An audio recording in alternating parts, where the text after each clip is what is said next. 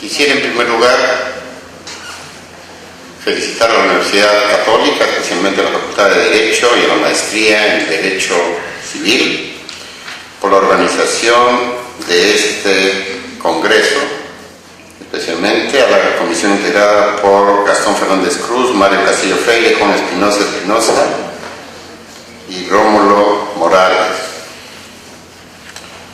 Felicitar a los expositores extranjeros y a los expositores nacionales que han participado en este certamen académico y vienen participando.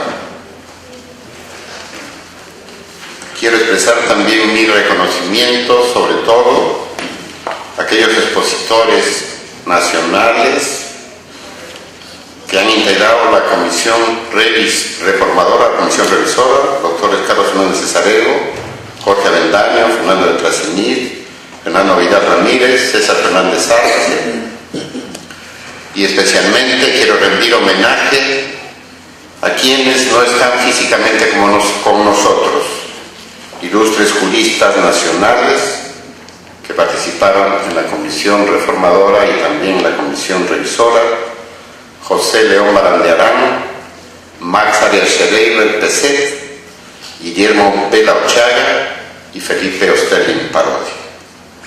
El Colegio de Notarios de Lima se adhiere a este homenaje por los 30 años de vigencia del Código Civil y agradece al mismo tiempo el apoyo de la firma Tomás Greg S.A., que ha aceptado el llamado que le hiciéramos sobre este particular. El mejor homenaje que nosotros podemos hacer al Código, a nuestros maestros, es justamente hacer una relectura crítica del Código a los 30 años de vigencia. Recuerdo que cuando empezó a regir el Código de 1984, el doctor Carlos Fernández Cesarego llamó a un grupo de profesores de diversas universidades para hacer una lectura crítica. En el caso mío, participé en la lectura del libro primero sobre el derecho de las personas, hicimos algunos avances, hicimos algunas propuestas de modificación.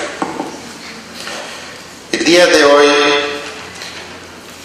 quiero tratar el tema relacionado con el principio de autenticidad y el Código Civil, desde una perspectiva del derecho notarial.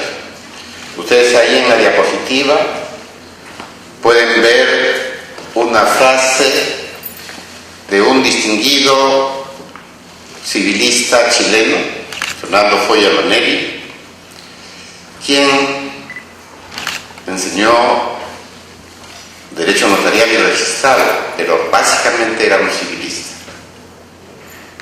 Y él reconoce que el derecho notarial y el derecho registral son dos materias, dos disciplinas sumamente complejas. Ahí están las frases de él. ¿Qué cosas podemos entender por principio? Principio viene a ser base, razón fundamental sobre la cual se puede ir discurriendo sobre una materia que rige una idea o una conducta. ¿Qué es un principio de derecho? Norma no legal, supletoria de ella y constituida por doctrina o aforismos que gozan en general y de constante aceptación de jurisconsultos y tribunales. ¿Alguien ha definido el principio de autenticidad? La verdad que no. ¿Qué cosa queremos decir con principio de autenticidad? La autenticidad está concepto de certeza. Y esta certeza está vinculada al concepto de documento, pero básicamente un documento que merece fe.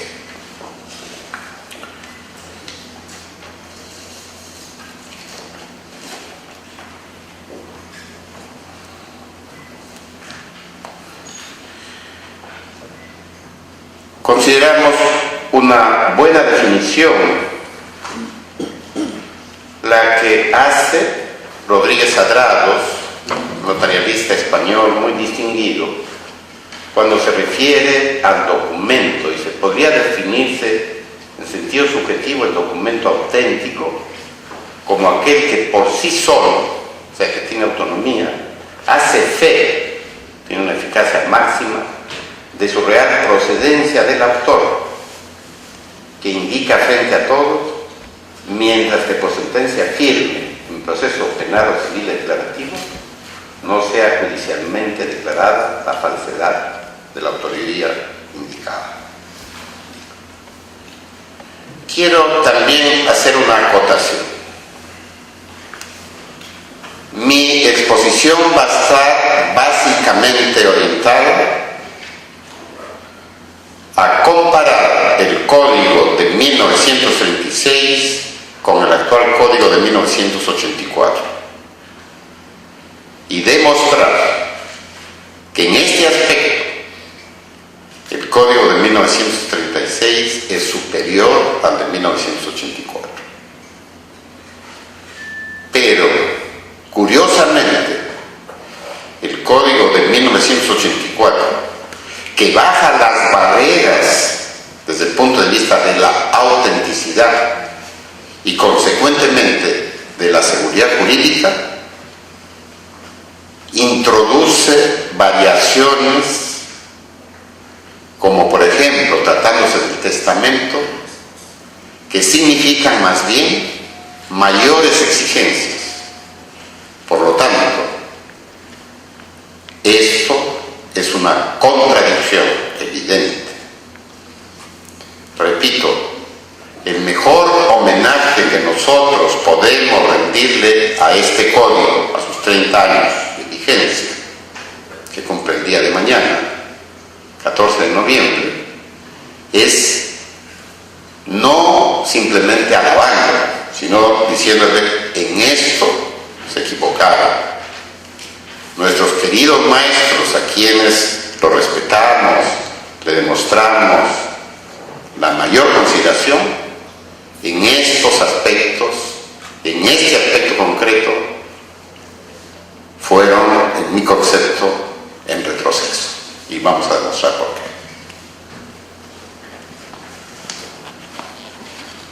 Nosotros tenemos a nivel internacional varios sistemas jurídicos, pero los principales sistemas jurídicos ahora son dos: el sistema jurídico de derecho civil o latino, greco-romano, y el sistema anglosajón o del common law. Entre estos dos sistemas hay una permanente lucha por imponerse. No sabemos cuál de estos sistemas a la larga se va a imponer. Pero lo que sí tenemos que llamar la atención es que, desde el punto de vista notarial, hay una diferencia muy significativa en cuanto a la forma de hacer los documentos. En el sistema latino al que nosotros pertenecemos, el encargado oprima el instrumento público o documento público. En el sistema sajón prima el documento privado que está sujeto a prueba judicial, etc. En el sistema anglosajón, el notario no requiere ser abogado, no requiere dar concurso, no tiene una función en forma exclusiva. Está nombrado por un determinado tiempo, paga una determinada fianza, puede dedicarse a otras actividades. Yo en alguna oportunidad he comentado que tuve, antes de ser notario, la necesidad de vivir un determinado tiempo en la ciudad de Nueva York. Inicialmente vivía en Manhattan, pero era muy caro, tuve que pasarme a Queens, y allí, frente al lugar donde yo vivía, había una bodega, y el señor, además de vender sus periódicos, digamos, todos los aspectos típicos de una notaría, de una bodega, era también notario. Entonces, eso les da a ustedes una idea de cuál es la diferencia. En cambio, tratándose del sistema anglosajón, el notario tiene que ser un profesional del derecho y cumple no una labor meramente fedataria como el sistema sajón, sino una labor compleja, como decía Castantoveñas, consistente en autenticar, redactar, conservar, reproducir, asesorar y, en nuestro caso, recurrir o hacer tramitar asuntos no contenciosos. Se ingresa por concurso, el notario tiene que ser una persona calificada, etcétera, etcétera. Está sujeto a determinadas obligaciones, etcétera. Entonces, quiero hacer notar a un famoso informe de una empresa Tillinghast, que es mencionado en un trabajo de Guglielmi, publicado en la Revista Internacional del Notariado. Y según este estudio, ¿qué estudió este estudio? Valga la redundancia. Trató los gastos de administración de justicia en Estados Unidos y con otros países en los cuales existe el sistema latino. El sistema notarial de tipo latino, como Japón, Suiza, Francia, Alemania, España, Italia. Obviamente a nosotros no lo mencionan. Pero, ¿cuáles fueron las conclusiones? En los países con el sistema de notariado sajón, Estados Unidos, los gastos en administración de justicia son del 2.6% del PBI. En cambio, en los otros países son del orden del 0.5 al 0.8%. Los países que están comparados están allí en la diapositiva. Por otro lado, también hay otros estudios, como por ejemplo el costo de los mecanismos de responsabilidad de litigio en USA. No se olviden que el presidente Clinton dice que Estados Unidos es el país más litigioso del mundo. Allí tienen ustedes cómo han aumentado en un determinado número de años, cómo se han triplicado en 7 años en Estados Unidos los costos por litigio. ¿Y cómo se reparten? Prácticamente el 50% es indemnizaciones y el otro 50% al costo judicial. Igual hay en países como en Inglaterra también hay aumento de porcentaje de litigios en 20 años en un porcentaje enorme. Entonces, luego de esta presentación quiero referirme al documento notarial. Ahí tenemos una gráfica. Documento es cualquier representación, es la representación de algo que puede ser escrito o no escrito. Por ejemplo, un huaco es un documento, un video es un documento, pero el documento básicamente es un documento escrito o no escrito. O sea, si es escrito, se denomina instrumento.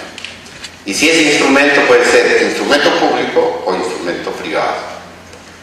El instrumento público a su vez puede ser público notarial, instrumento público notarial o instrumento extranotarial.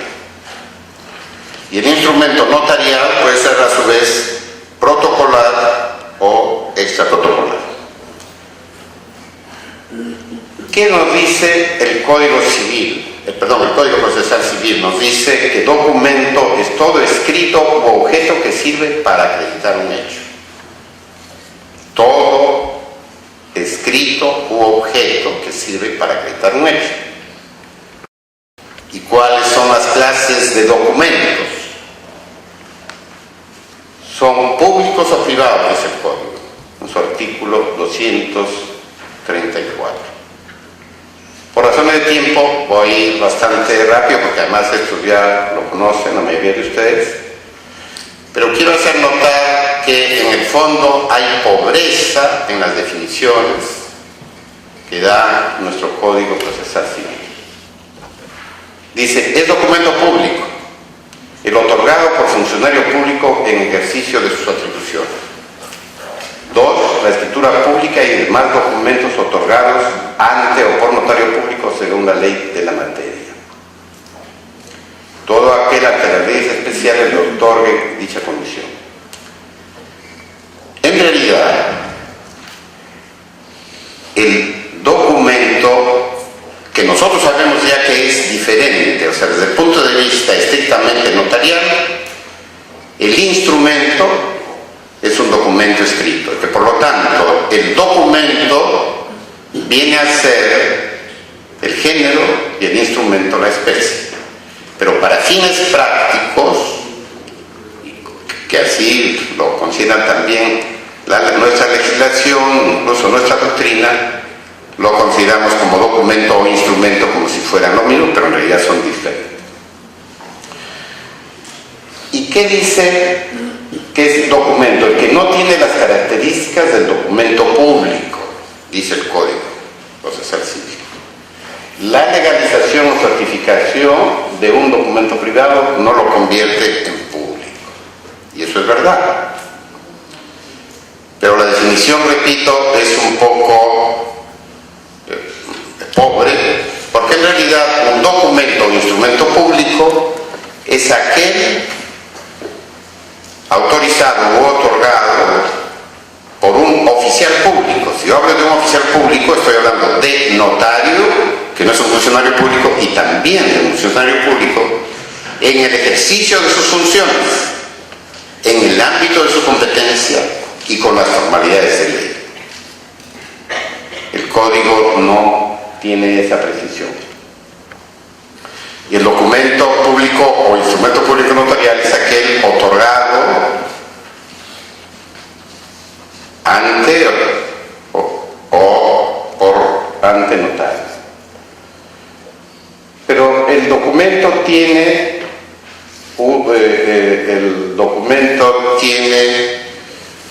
una connotación especial. El instrumento público notarial protocolar. ¿Qué significa que es protocolar? Que forma parte de un protocolo, que nunca se va a perder. El protocolo notarial es el registro ordenado de escrituras públicas y de otros instrumentos que el notario conserva y que, repito, nunca se van a perder. Imagínense ustedes que nosotros podemos contar, por ejemplo, ahora, con escrituras públicas que se fueron extendidas en la época de los conquistadores. Escrituras de Pizarro, de Almagro, de Hernando de Soto, en la época en que vinieron por primera vez al Perú. ¿Dónde están esas escrituras? Están en el Archivo General de la Nación. Entonces, la matricidad es un aspecto esencial en un instrumento público notarial, como una escritura pública, permite que nunca se pierda.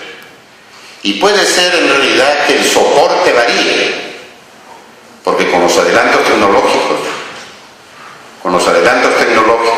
podríamos decir que la matricidad del papel, el soporte del papel, va a ser reemplazado.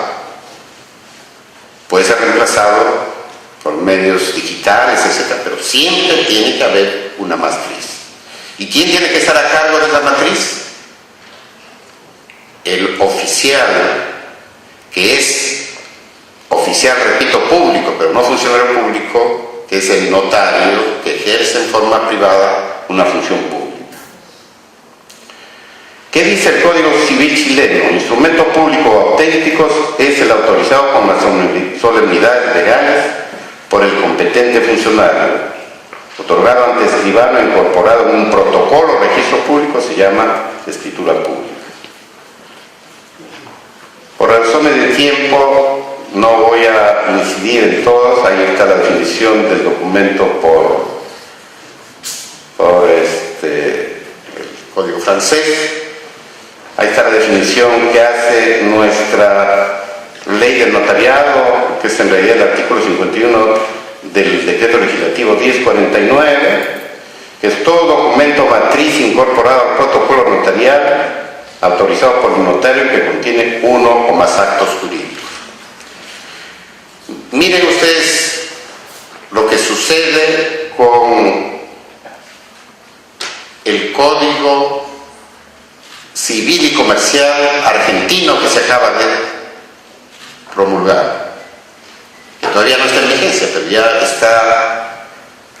está dado, sancionado. La escritura pública es el instrumento matriz extendido en el protocolo de un escribano público o de otro funcionario autorizado, supongo que se están refiriendo a los cónsules, para ejercer las mismas funciones que contienen uno o más actos jurídicos. La copia o testimonio de las escrituras públicas que expiden los escribanos es instrumento público y hace plena fe como la escritura matriz. Si hay alguna variación entre este y la copia o testimonio, se debe estar al contenido de la escritura matriz. Dice este novísimo Código Civil y Comercial de la Nación Argentina en su artículo 299. Entonces, yo decía que la escritura pública es el instrumento notarial por excelencia. ¿Cuáles son las ventajas de la escritura pública? Tiene fecha cierta, evidentemente, como todo instrumento público. Tiene autoría. ¿Quién es el autor? Es el notario. Tiene legalidad, porque el notario tiene que analizar si se cumplen con las normas sustantivas y si se cumplen con las normas instrumentales. Hay un principio que tiene el instrumento notarial, o sea, dos presunciones: presunción de legalidad en el derecho y presunción de autenticidad en los hechos. Tiene matricidad, lo que decíamos ya anteriormente. La matricidad es muy importante. Está relacionada con la función de conservación del notario, y de esos documentos originales que nunca se pierden se van a emitir lo que se llaman los traslados instrumentales, que son los partes dirigidos a registro, testimonios, boletas. La copia simple también existe, pero ya no tiene un basamento legal. ¿Qué otra cosa garantiza la escritura pública? La autonomía de la voluntad, la libertad contractual. A diferencia de un determinado formulario, porque en el formulario están ya establecidas las cosas y uno simplemente tiene que firmar las cosas. Aquí hay autonomía para exponer los puntos de vista, por eso es que hablamos de libertad contractual. Y el único aspecto que se considera, ahí tienen ustedes cómo se guardan las escrituras públicas. Esos son los tomos, que son los protocolos. El único tema que se cuestiona a veces a la escritura pública, a veces dice que es cara, pero si nosotros comparamos los aspectos de aparente costo, si lo comparamos, digamos, en profundidad, al final no son tales, porque se gana en seguridad. Se gana en seguridad. lo barato sale caro muchas veces. ¿Qué ha sucedido con nuestro Código Civil de 1984? Nuestro Código Civil de 1984, lamentablemente, en los casos en que el Código de 1936 decía se requiere escritura pública, el Código actual dice documento de fecha cierta. ¿Y qué es documento de fecha cierta? Nunca lo define, pero sí lo define el Código Procesal. Los documentos privados adquieren fecha cierta, dice, en determinadas situaciones. Por ejemplo, ¿cuáles son las situaciones? La muerte de una persona, la presentación del documento ante un funcionario público, la presentación del documento ante el notario público para que certifique la fecha o legalice las firmas, la difusión a través de un medio público de fecha determinada o determinable, etc. Pero en resumen, seriamente hablando, no podemos hablar ahí de fecha cierta. En todo caso, tendríamos que hablar de una fecha cierta con relatividad, que en buena cuenta es una fecha cierta relativa. Y por lo tanto no se puede preferir a una escritura pública, no se puede preferir a un instrumento o a un llamado instrumento de fecha cierta a una escritura pública. Hay muchos casos que contiene el Código Civil, no me voy a referir a todos, sino solamente quiero referirme a tres temas. Primero, la transacción. El Código de 1936 decía que la transacción debe constar por escrito en instrumento público. Imagínense la importancia que tiene la transacción, que tiene un carácter de cosa juzgada. El Código actual dice documento de fecha cierta. Otro tema, concurso de acreedores. El artículo 1135 del Código Civil, que unos dicen que tiene que ver con la propiedad y otros simplemente con una cuestión de carácter obligacional, dice ahora que si un deudor se ha comprometido a entregar un bien a varios acreedores, ¿a quién se va a preferir? En primer lugar, al que tiene su derecho inscrito. Y a falta de inscripción, al que tiene su derecho en un documento de fecha cierta más antiguo. ¿Qué decía el Código de 1936? Se va a preferir a aquel que tiene su derecho en un documento, en un instrumento público.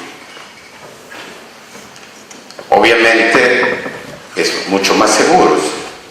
Después, otro tema, el artículo actual, el 2010, que dice la inscripción se va a producir sobre la base de un instrumento público, salvo disposición contraria. El Código de 1936 decía más o menos lo mismo, salvo disposición contraria de la ley. O sea, el Código actual ha bajado la valla. Es más, mediante un decreto legislativo número 836, dado en la época del señor Fujimori, se pretendió, y de hecho se modificó el artículo 2010 para incorporar una frasecita que decía sobre la base de un instrumento público o formulario registrar, salvo disposición contraria.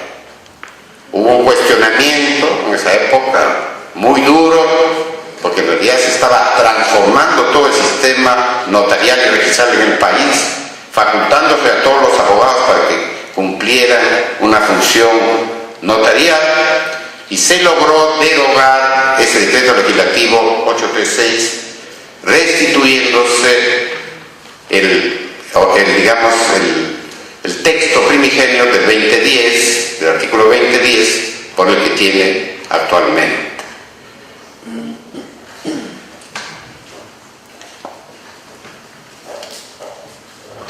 Muchas gracias. Bueno, el último tema que quisiera comentar es que de un lado se baja las vallas y en vez de escritura pública se dice documento de fecha cierta, que es en buena cuenta documento incierto, y de otro lado, cuando se trata de escrituras públicas, se aumentan los requisitos, por ejemplo, tratándose del testamento por escritura pública. Testamento por escritura pública se exige que sea firmado en todas las hojas, no dice, ni siquiera dice todas las hojas, sino en todas las páginas. Y es más, se mantienen los testigos y se dice una cosa, pero que es muy cuestionable, porque dice el Código de 1937, no pueden ser testigos los dependientes del notario y los parientes de este dentro del cuarto grado de consanguinidad y segundo de afinidad. ¿Y qué dice el actual? No pueden ser testigos el cónyuge y los parientes del notario dentro del cuarto grado de consanguinidad o segundo de afinidad y los dependientes del notario o de otros notarios. Quiere decir que si un estudiante de la universidad trabaja en una notaría, cualquiera que fuera, no puede ser testigo. Esto realmente ya denota, pues, que se piensa que el notariado es, digamos, un conjunto de gente inescrupulosa, etc. Finalmente, yo quiero decir que el Código Civil es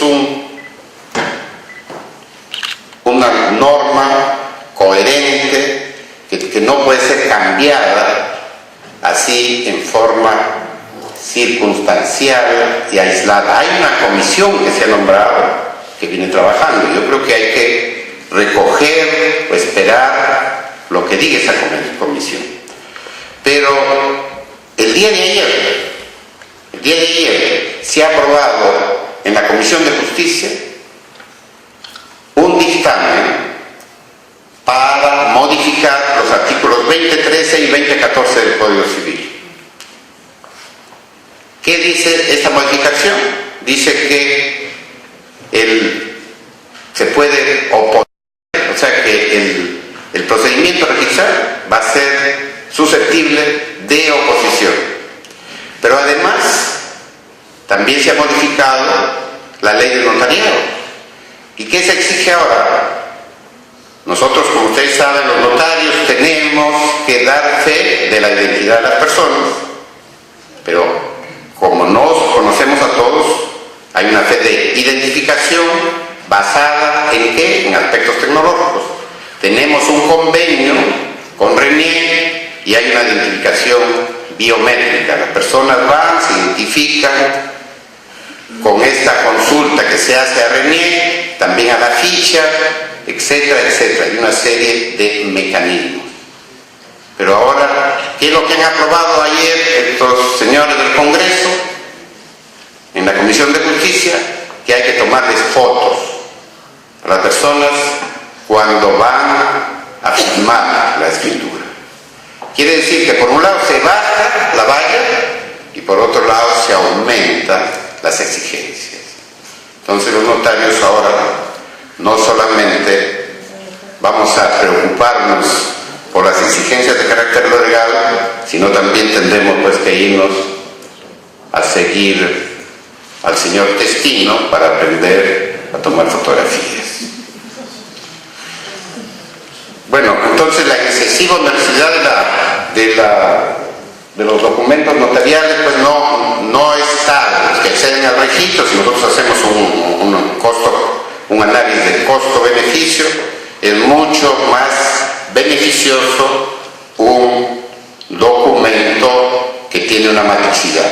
Pero quiero decirles algo más. Nosotros como Colegio de Notarios de Lima hemos presentado varios proyectos y entre ellos un proyecto de una escritura pública pública de inclusión social, que sea una escritura pública que permita el acceso a bajo costo a las personas menos favorecidas económicamente del país. ¿Qué pasa con ese proyecto de ley?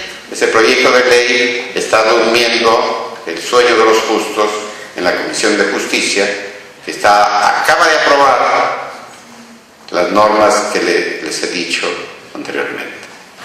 Entonces, para el notariado es muy importante que cuando hagamos este análisis, como lo estamos haciendo ahora, en vez de dar disposiciones aisladas que modifiquen el Código Civil o que modifiquen normas como la ley del notariado, por ejemplo, se tomen en cuenta la opinión de los sectores involucrados, porque en esta modificación del Código Civil de los artículos 20.13 y 20.14 no se ha consultado ni a la comisión, ni a los juristas, ni al colegio de abogados, etc. Entonces eso no me parece que esté bien. Y además, en buena cuenta, lo que se está asumiendo es: vamos a convivir con el fenómeno Azángaro. No queremos resolver el fenómeno Azángaro. No queremos implantar determinadas normas y determinadas actividades que sí podrían eliminar el fenómeno Azángaro, que es un perjuicio para todos. Y vamos a convivir con ello. ¿Qué vamos a hacer? Vamos a seguir pensando en cuestiones ilusorias que al final no van a resolver nada. Muchísimas gracias por su paciencia.